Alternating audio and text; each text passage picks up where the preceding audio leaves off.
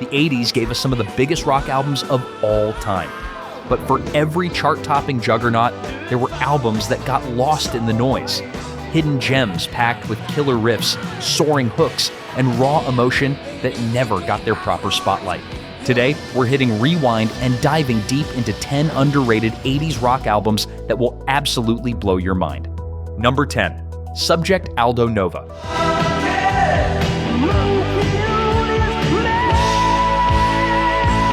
Born and raised in Montreal, Canada, Aldo Nova was already a studio wizard by the time the 80s rolled around, a multi-instrumentalist who knew how to craft huge sounds on his own.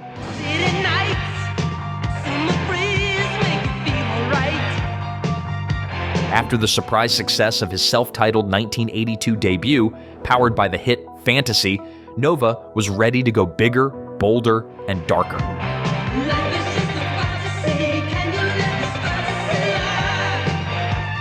Subject Aldo Nova, released in 1983, was his ambitious follow-up, a loose concept album about fame, pressure, and survival in a crumbling world. From the first eerie notes of Monkey on Your Back, you know you're stepping into a bigger, grittier landscape.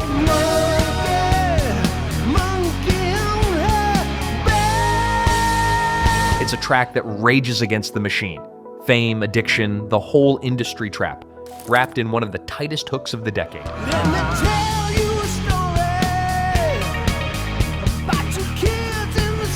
Then there's Hold Back the Night, a shimmering anthem with just enough desperation and defiance to break through the gloss.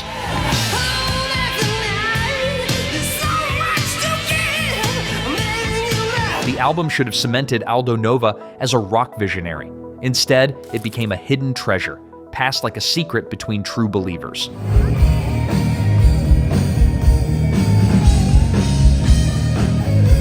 Now it's time to crank up the speakers, close your eyes, and rediscover the fire that Aldo Nova captured on these forgotten tracks.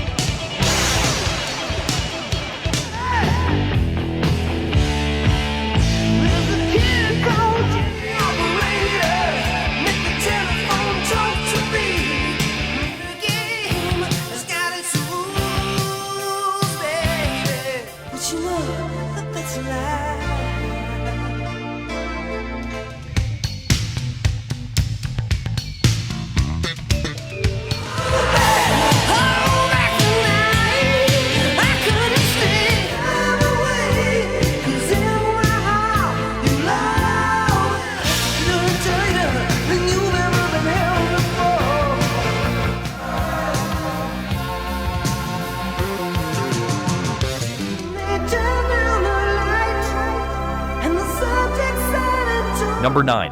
Zebra.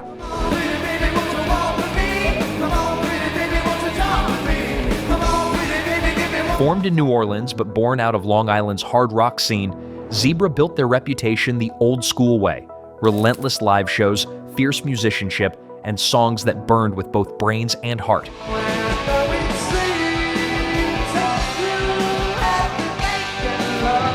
When they finally dropped their self-titled debut in 1983, they delivered an album that felt as sharp and electrifying as anything on the airwaves, even if it never fully got its due. Looking out to the stars, think about what you are. Produced by Jack Douglas, the man behind Aerosmith's early classics, Zebra struck a perfect balance between melodic muscle and progressive ambition. You can hear it all in Who's Behind the Door, a slow-burning epic that spirals from a gentle whisper into a cosmic roar. Where do we go from here? Faith is a fading fear. Then there's Tell Me What You Want, a lean, hard-charging anthem packed with Randy Jackson's skyscraping vocals and razor-edged riffs.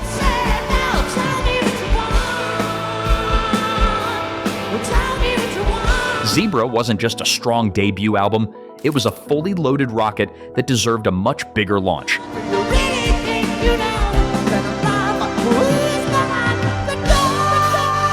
Now it's time to rewind, hit play, and let Zebra take you back to a time when rock dared to dream bigger.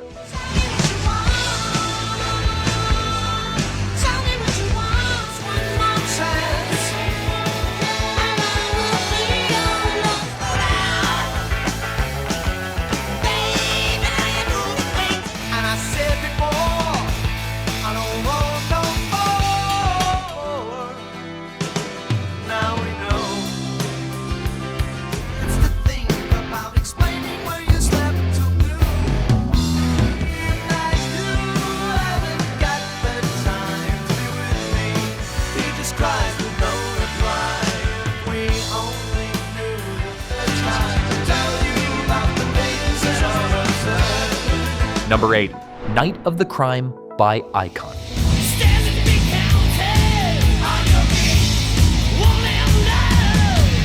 Straight out of Phoenix, Arizona, Icon had all the ingredients to become arena rock heavyweights: killer riffs, massive hooks, and just enough swagger to set them apart from the pack.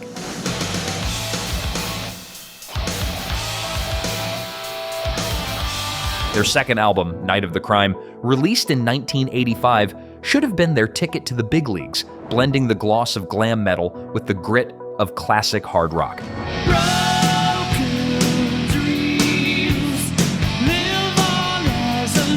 Produced by Eddie Kramer, the legendary engineer behind Hendrix, Zeppelin, and Kiss, the album sounded massive, polished without losing its edge.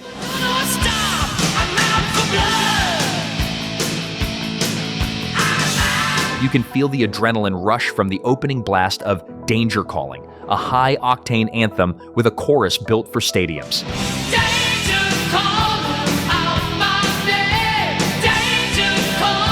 And then there's Naked Eyes, where Icon's melodic instincts shine through in a slick, anthemic groove that sticks with you long after the last note fades.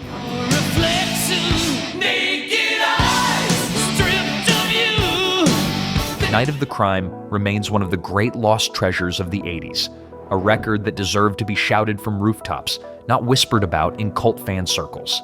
Now it's time to rewind the years, turn the volume up, and rediscover why Icon were built to set the night on fire.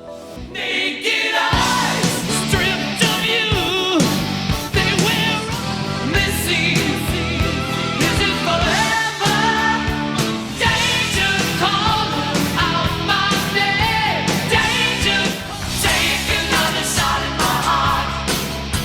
Go ahead, stop. I'm out for blood. Lonely till daylight, you come home with frozen tears, melt away. Do you see the whites of their eyes? 'Cause she's hungry for love. I wanna rock the radio. Number 7, Fastway. Rock and roll, rocking on a midnight, take control. Formed by Fast Eddie Clarke after his explosive run with Motorhead, Fastway hit the scene in 1983 with a sound that blended hard rock crunch with a bluesy, no-frills swagger.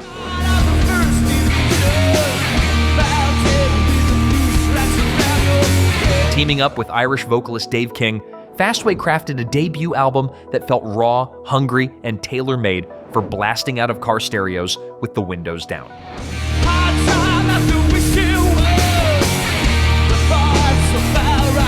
Produced by industry heavyweight Eddie Kramer, Fastway had none of the excess or overproduction that weighed down a lot of 80s rock, just straight-ahead power, punch, and a whole lot of attitude. You hear it immediately in Say What You Will, a riff-driven anthem that's as simple as it is unforgettable. Pure, foot-stomping adrenaline.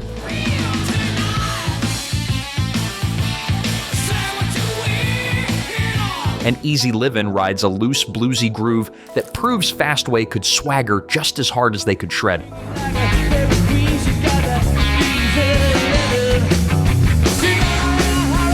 Fastway didn't just announce a new band, it reignited a spirit of rock and roll that was getting buried under too much polish.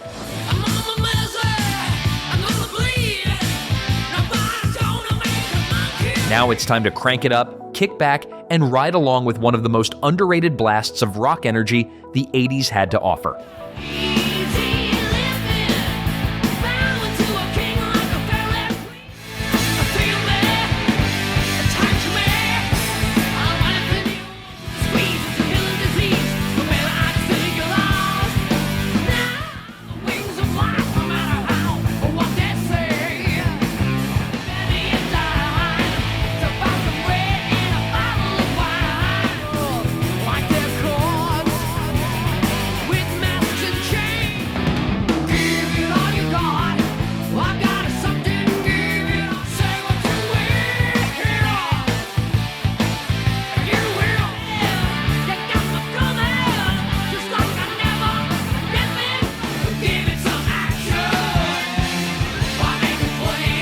Number 6, Let It Be by The Replacements.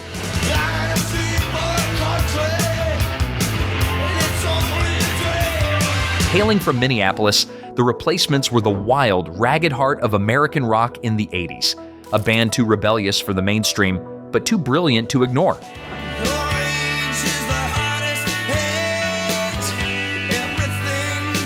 By 1984, after 2 scrappy punk records, they found their true voice with Let It Be, an album that mixed raw energy with sharp songwriting, aching vulnerability, and just the right amount of reckless charm.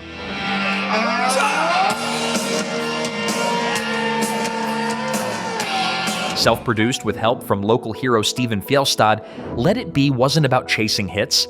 It was about capturing a moment and somehow turning it into something timeless. You hear it instantly on I Will Dare, a jangly, infectious burst of optimism that feels like a dare to dream bigger.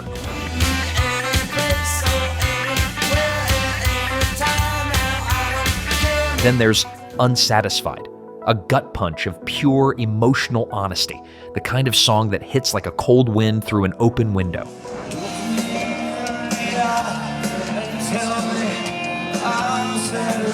Let It Be wasn't just a step forward for The Replacements, it was a giant leap for what rock could be: messy, beautiful, and unforgettable.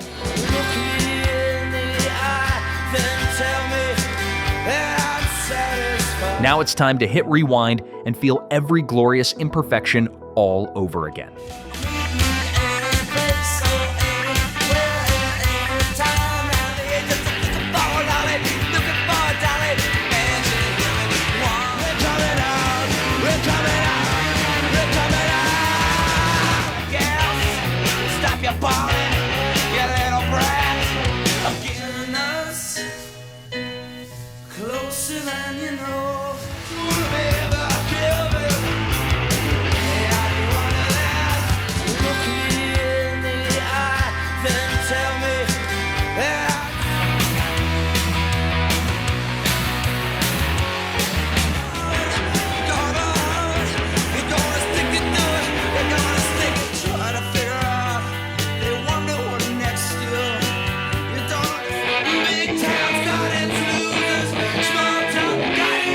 Before we dive into the top 5, let's hear from you.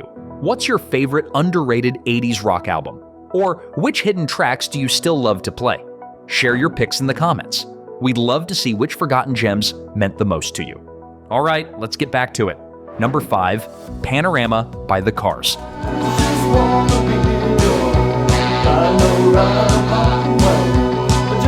By 1980, The Cars were already riding high with 2 hit albums under their belt, but instead of playing it safe, they took a sharp left turn with Panorama.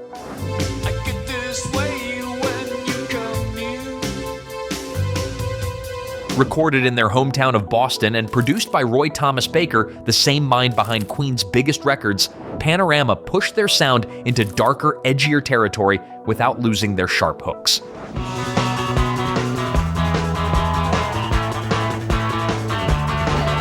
It wasn't as immediately accessible as their earlier work, but that's what made it special. A bold move that showed the Cars weren't afraid to experiment even at the height of their fame.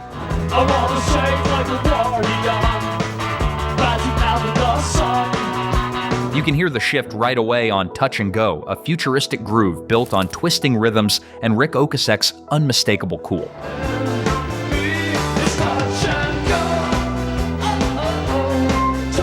Then there's Gimme Some Slack, a tense, urgent track packed with wiry guitar lines and a street-level attitude that hinted at punk influences underneath the polish.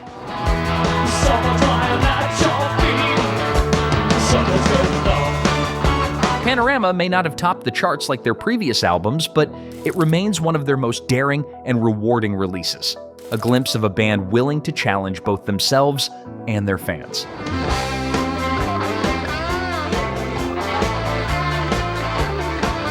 Now, it's time to rewind and rediscover just how much the Cars were steering rock into new territory.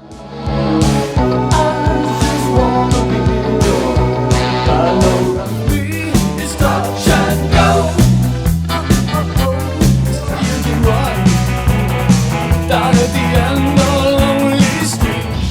Don't tell me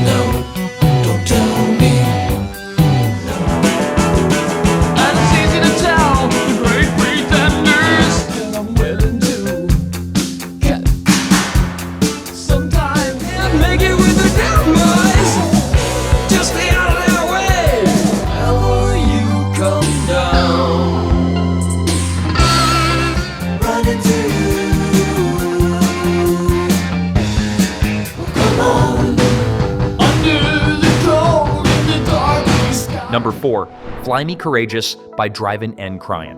I got you on the beat, I left you broken, but won't you take my Coming out of Atlanta, Georgia, Drivin Cryin had been grinding through the southern rock and college radio scenes throughout the 80s, building a loyal following one show at a time.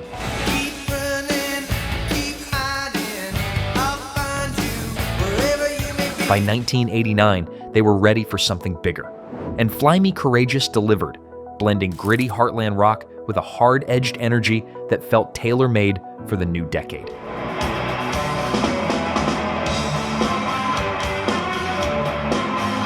Produced by Jeff Workman, who had worked with Journey and Queen, the album captured a raw, anthemic spirit without sanding down the band's rougher edges.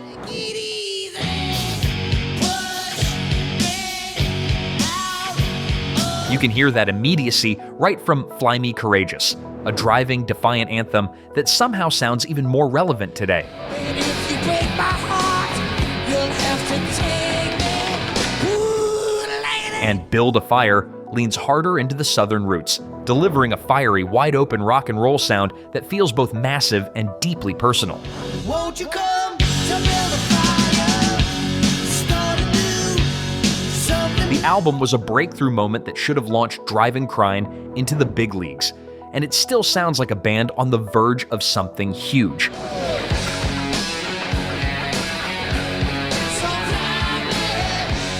Now it's time to rewind, turn it up, and feel the fire that Drivin Cryin poured into every note. You took me around the block again. Chain reaction, everybody's talking.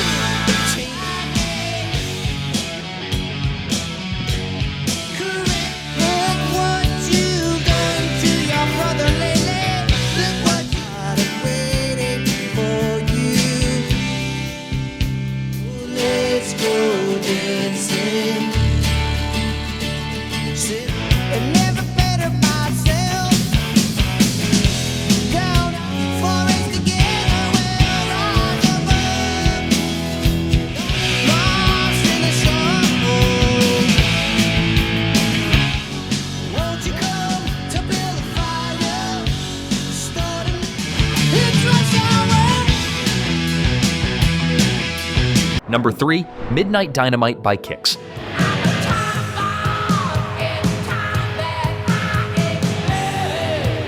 Formed in Maryland in the late 70s, Kix always had a reputation for being one of the most electric live acts on the East Coast. Loud, rowdy, and built for big stages.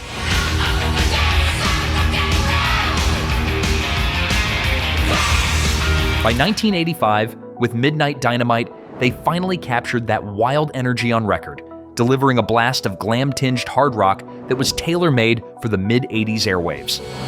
Last night, move back, bumpity bop. All night to beat the band. Well, no. Produced by Beau Hill, the album polished Kix's sound just enough to make it radio-ready without losing any of their barroom swagger. You hear it loud and clear on Midnite Dynamite, a hard-charging anthem that feels like a neon-soaked sprint through the heart of the night.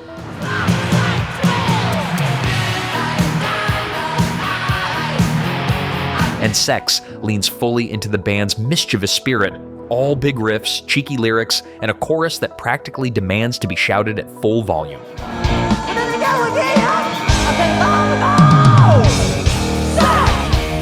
Midnite Dynamite didn't just flirt with greatness, it lived there, offering up some of the most addictive and underrated rock of the decade.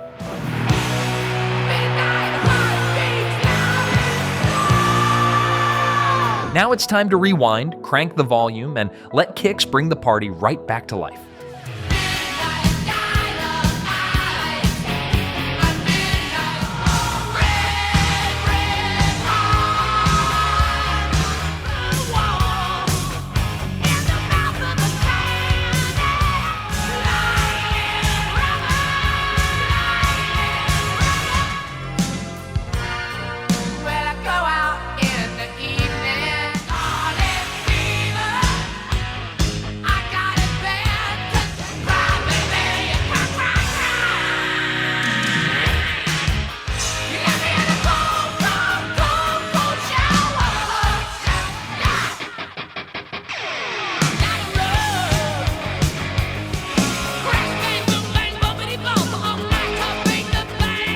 Number 2.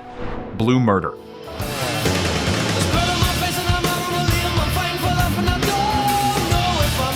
After stints with Whitesnake and Thin Lizzy, guitar virtuoso John Sykes set out to create something bigger, heavier, and entirely his own.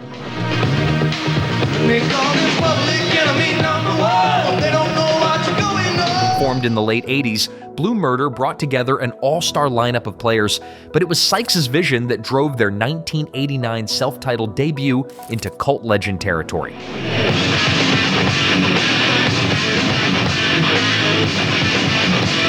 Produced by Bob Rock right before he would take Metallica and Mötley Crüe to world domination, Blue Murder was a thunderous, cinematic slab of hard rock that should have dominated arenas worldwide.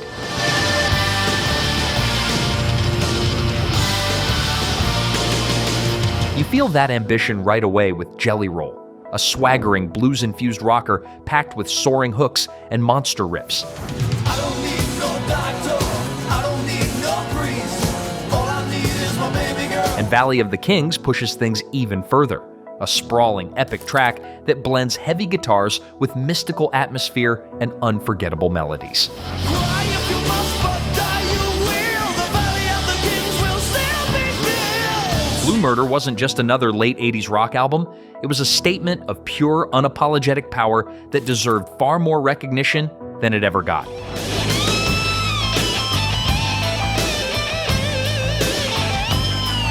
Now it's time to rewind, strap in, and experience the storm that Blue Murder unleashed when everything else was starting to sound the same.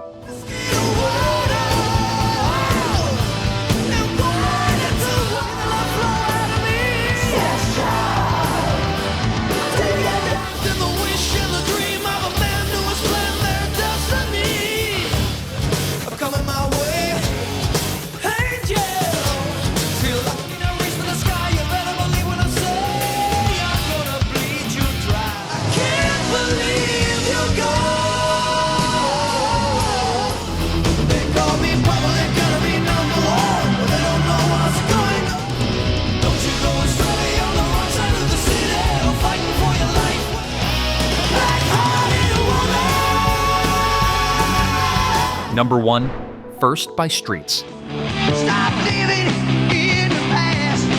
You think it's easy? After stepping away from his role as lead vocalist for Kansas, Steve Walsh wasn't ready to slow down. He had something new to say, and he needed a fresh start to say it.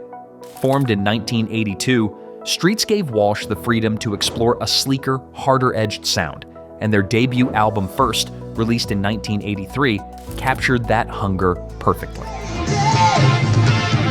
Everything is changing. Produced by Neil Kernon, who worked with everyone from Hall & Oates to Queensryche, First delivered big, heartfelt rock songs with a polished but passionate edge that set it apart from the crowded early 80s scene.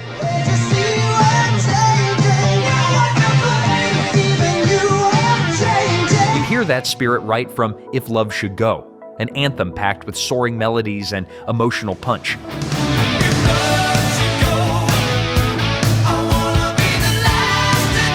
First wasn't just a side project, it was a full-hearted reinvention that deserved far more attention than it ever received.